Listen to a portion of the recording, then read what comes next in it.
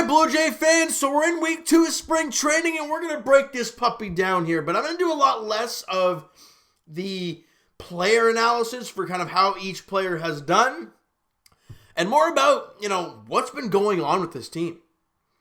Because there's been a lot of weird things going on with this Blue Jay squad. You're like, well, James, what do you mean by it? Well, let's talk about what happened a couple days ago with Vladimir Guerrero Jr. And the home run that he thought happened, and then the awful slide into second base, and the adventure he had at third base, and then the diving catch that he made. Then not long, I think it was after the slide, he gets taken out of the game.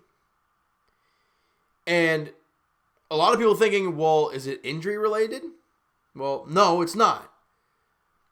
Was it maybe a message being sent to Vladdy or something like that? I don't know. And if I'm not mistaken, in the game today, Vladdy did not play, right? He did not play today. So you guys can take it for what it is. I don't know. I'm trying not to read too much into it. I don't know if it's kind of a message being sent to him like, hey, buddy, I understand it's spring training and you know you have a spot locked and all that kind of stuff, but play hard. Be a smart player out there. I don't know if that's what's going on with Vladdy and what's going on there, but again, if it's a message being sent to the young kid, good. Let him know. Hey, we're not screwing and farting around here. We're ready to play some baseball hard, even though it's spring training. Get out there and play your butt off. You can crush dingers and you can do all that kind of stuff. Well, that's nice. But what's the saying? You play in a game as hard as you practice.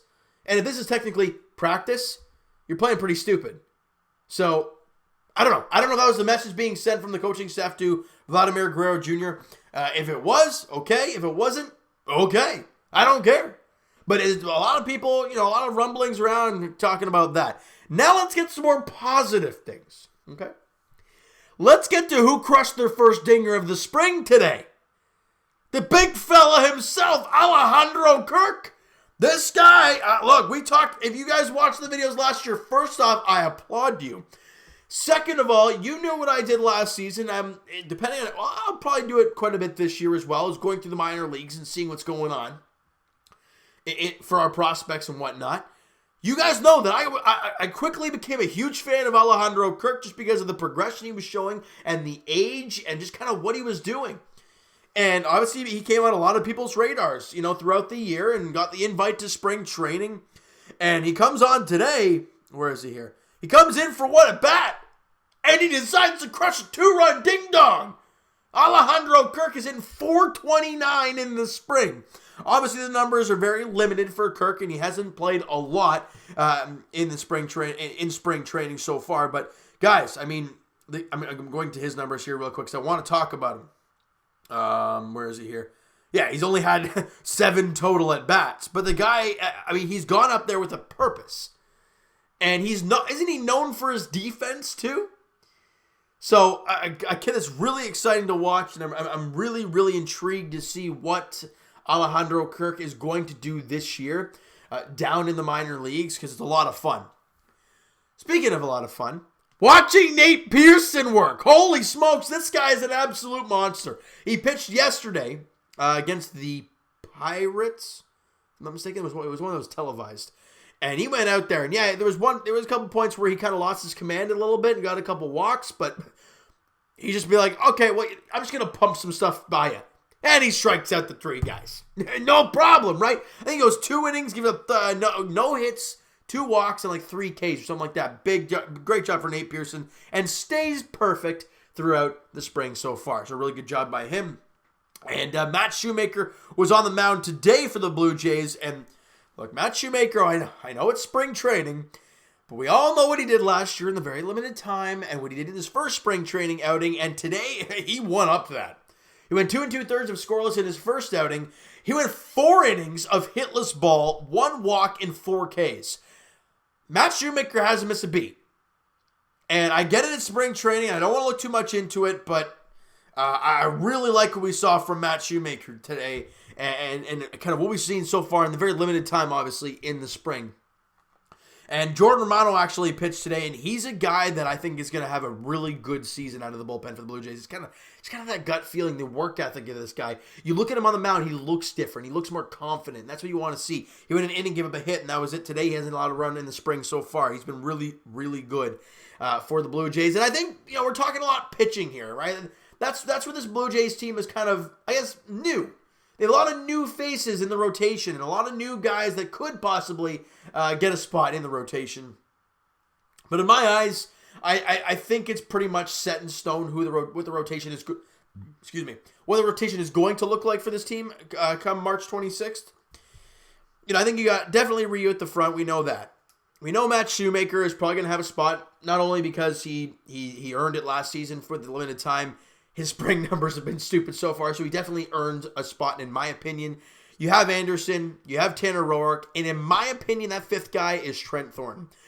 Not only did he pitch really good for you last season, and he's shown some really good signs this year. Obviously, a rough first inning it was against, or a first inning or two against the Red Sox, but overall, he's had a very good spring, and the Jays know him very well. So I think he deserves a chance. I think Yamaguchi, is going to be a guy who's going to come out of the bullpen at least to start the season. But again, the depth at the rotation, at the starting position is remarkable. Because with the five guys that I just mentioned, you guys remember TJ Zoik? Remember Anthony Kay? Those are guys that pitched for us last year. And I didn't mention them. Because I just don't think that there's a spot right now. And then you have Nate Pearson. Then you have Julian Merriweather, who could end up being on the squad eventually. The Blue Jays have depth, and a lot of it. Now the question is, how is everything going to go out through the season? Well, that's why we play 162 games. We get to go every day and figure it out. But with the way this team is, and obviously, throughout the spring, they've had a tough time over the last 3 games, or was it week? They lost like 4 straight games or something like that. But it's spring training. We all know it doesn't mean anything. That's why we're not really looking at the win-loss column and really caring. You look at the individuals and you see who's doing what, and it's really exciting. Excuse me, guys. And there's a lot of excitement around this team right now. Obviously, Bo Bichette hit his second home run of the spring there today. Was 1 for 3 with the RBI. Good for him. Santiago Espinal went 1 for 2 with the runs scored. He's hitting .313 in this spring. Obviously, very limited at bats, but a really good job from him. And you look at a guy like, where is he here? Travis Shaw. I mean, a guy who started the spring ice cold, but as we said in the first video, right? It's the first week of spring training with a new team. You don't expect the guy to go crazy, and it's spring training. But Travis Shaw, with the home run he hit today, he has homered now in back-to-back games. And that batting average up to 190. He also walked in the game today. So a really good job from Travis Shaw. Really getting into the swing of things, literally. And doing a good job. I think there's a lot of good things. I think Joe Panik's going to be a guy on the big league roster, at least to start the season. There's a lot of good stories, a lot of good things happening. And Lourdes Gurriel Jr., we're not even talking about the guy. Went 1 for 2 with an RBI and a walk today. He's hitting .350. So just Lourdes coming in there. And the question for him, though, the question for Lourdes Gurriel Jr., and it'll be the question mark all year long, is can he stay healthy? Because we all know that when Lourdes Gurriel Jr. is healthy and on the field, the guy's one of the best hitters out there. But he hasn't been able to stay on the field. And that's the big problem with Lourdes Gurriel Jr. It was last season at least, because when he was in the lineup, holy smokes, that guy couldn't stop hitting. But then he gets injured, and he's out for like a month, 3 weeks, whatever it is, and then he comes back, and he's great again. Then he's out another 2 or 3 weeks again. If this guy can find a way to stay healthy and put a full season together of consistent baseball, things will be great. And oh yeah, totally forgot to mention Ryan Borucki's name, by the way. Apparently he was throwing from like 60 feet or something like that, or 90 feet or whatever it was, with no pain or anything. That's great to see for Borucki.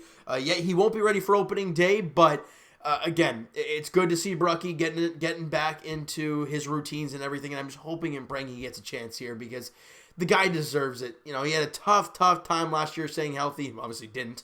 Came back mid-season, pitched 1 or 2 games, and then was done. They shut him down for the rest of the year, and it was terrible.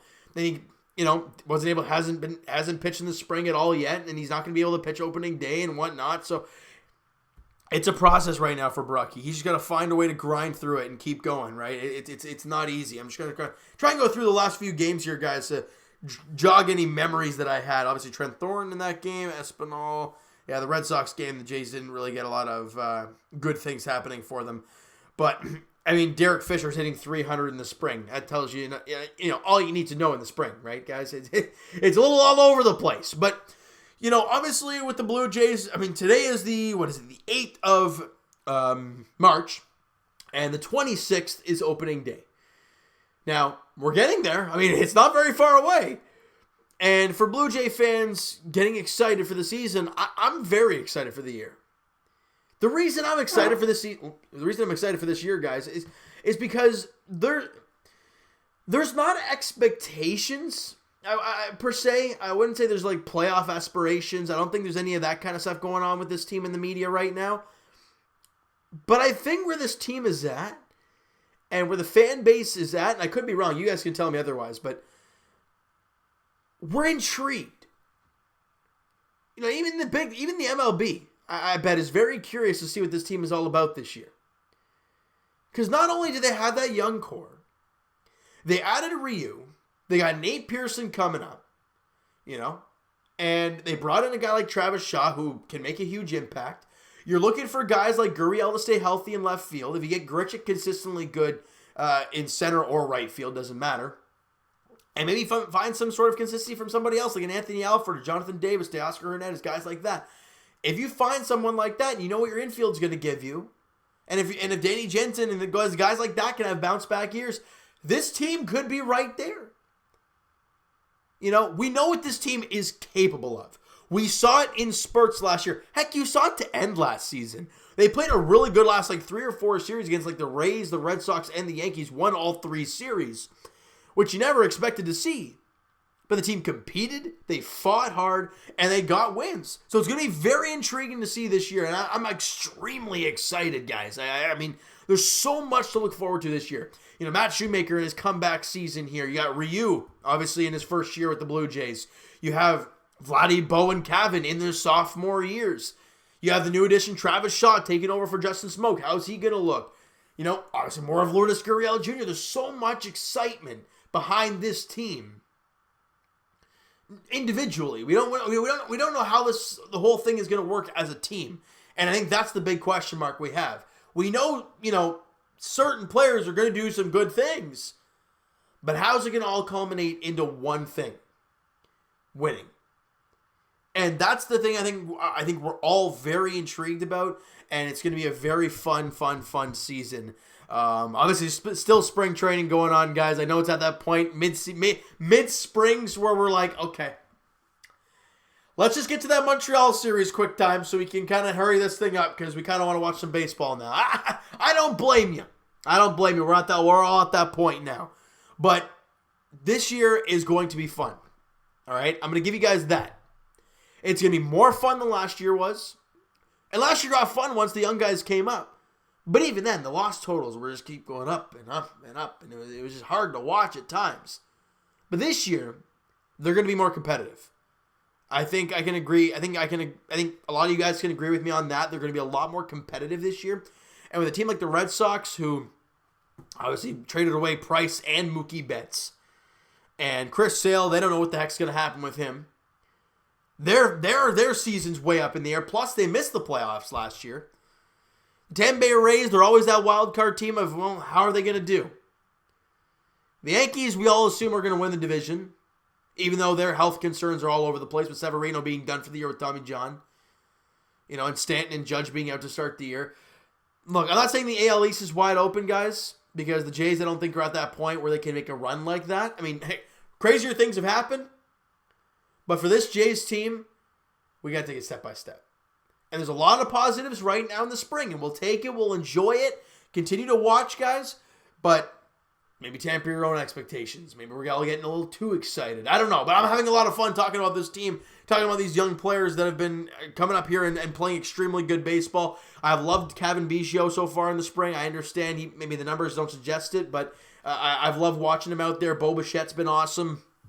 Vladdy, when he's putting in the good effort, really shows it. And the new additions, Travis Shaw has really grown on me quite a lot over the last week or two. He's been exciting to watch, and of course, the young guys are really going to catch my eyes. Riley Adams crush a double. We talked about him last year as well. Obviously, Kirk I've already talked about. Romano as well. There's lots of guys, and I can be here for an hour talking to you guys about the Blue Jays prospects, as you know from all last season, guys. So I'm going to leave it at that, all right? So, guys, that is going to do it for this one. If you enjoyed the video and kind of want baseball to get going already, smack that like button to appreciate that. Hit the subscribe button if you guys have not already. Comment down below your thoughts on the games, maybe. Anybody that's kind of intrigued your eye over the last week or so of spring training, let me know, guys, in the comments below. Go crazy about this team, all right? Down in the description, or down in the comments below, all right? Twitter is down below for myself. Follow up, send me a DM, do all that great stuff. Also, the Patreon link is down below. So if you are interested in signing up for that, the link is down below. All right?